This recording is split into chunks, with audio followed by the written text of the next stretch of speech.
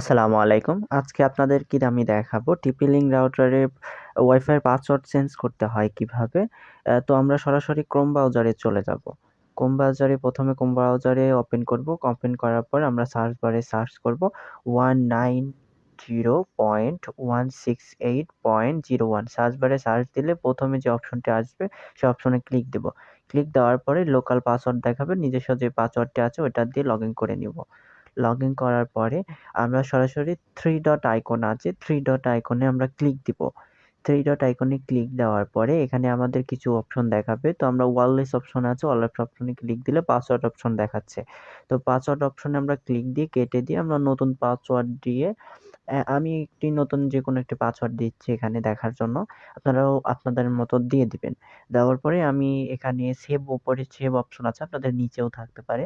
তো উপরে আমার আছে, আমি সেভ অপশনে ক্লিক দিব। সেভ অপশনে ক্লিক দিলে আমরা সরাসরি আমাদের যে পাসওয়ার্ডটি সেই পাসওয়ার্ডটি চেঞ্জ হয়ে যাবে। এভাবেই আপনারা খুব সহজে পাসওয়ার্ড চেঞ্জ করতে পারবেন TP-Link রাউটার ওয়াইফাই এর পাসওয়ার্ড।